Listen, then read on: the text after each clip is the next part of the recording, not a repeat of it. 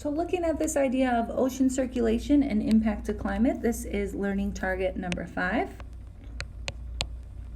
And we're starting out with just a little basics about what we know about ocean currents. When we look at this map here, I started it black and white so we could really focus in on where we see typically the warmest ocean currents and where we see the coolest ocean currents. And if we just think about the Earth in general, we know the warmest part of the Earth should be near the equator, right? The equator is the spot where we get the most direct sunlight most consistently. So no matter what the tilt is, we're seeing a healthy amount of solar energy or intensity on the equator at all times. So this is typically where we see our warmest climate and therefore our warmest ocean currents, right? This equator area. Of course, our coolest climates and coolest ocean currents are coming from the poles. And so on your activity, you saw the color-coded map showing those warm climates starting around the equator and working their way up, while those cool climates started towards the poles and worked their way towards the equator. And so those currents bring with them that temperature water that can have a direct impact on the air and the continents that they're traveling past. For example, if we look at these two locations, location A compared to location B in Australia, both have pretty much the same latitude. So we know that's not impacting their temperature. But what we do see is two different types of currents flowing past those locations, right? The Western Australian current is a different temperature than the Eastern Australian current. So what can we infer about the climate of the two locations? Well, if we look at what's going on with the current over here on West Australia, it's that blue arrow, meaning this is a cooler temperature water. Our East Australia is warmer. And because that water is in direct contact with the atmosphere, just by touching, it can help transfer its heat from one to the other. So what we see here on location A is that cool ocean currents cool the air and cool the climate, whereas warm ocean currents warm the air or the climate in those locations. I wanted to show you this little currents website where we can actually see, perfect, what currents are happening right now. This is, of course, not a video, right, or a satellite image. This is a data simulation, collecting data all over the globe. But here we can see the current, the flow, is moving in this direction around the equator.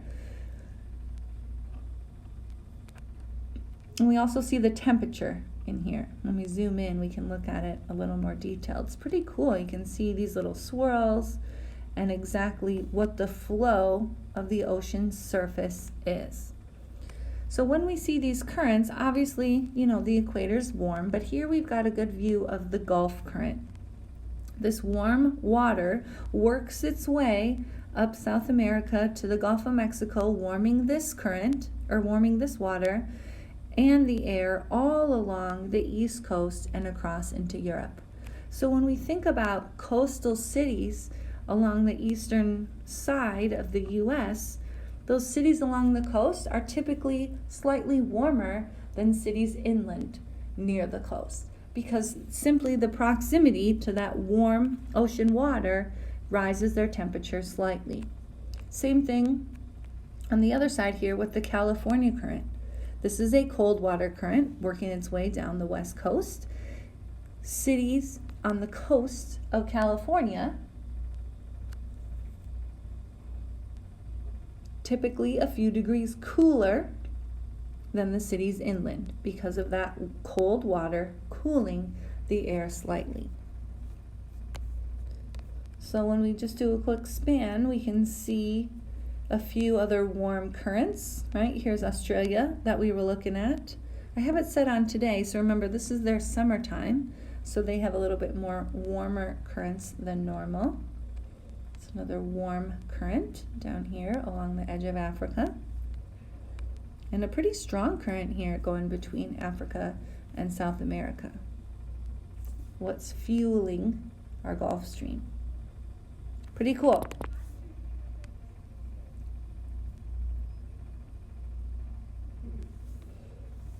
So like we said, this is our big picture of how oceans impact climate. But we do have this little climate pattern that we've been hearing about called El Nino, where shifts in winds and currents can then flip what typical climates certain locations have. So we want to make sure we understand that. So El Nino here is thinking about this time when the trade winds weaken and the ocean currents around the equator reverse. So typically we see a wind pattern pushing that water around the equator towards Australia, pulling it up here. Australia is typically a warm climate. They get a lot of precipitation from this warm rising air, and so farming is pretty popular over here in Australia, normally. But during this time of El Nino, when things weaken around the middle of the earth and everything reverses, now we see this warm water being pushed back towards South America and pools up along their coastline. So the conditions that Australia typically sees are now pushed over here to South America with that warm rising air going up. It leaves precipitation out now in South America, leaving Australia kind of high and dry. So our second thought with that, just like we talked about, those warm waters coming over cause warmer air. During times of this El Nino pattern, the South American continent has temperatures above average and more precipitation than normal. And it does impact us a little bit here in Minnesota.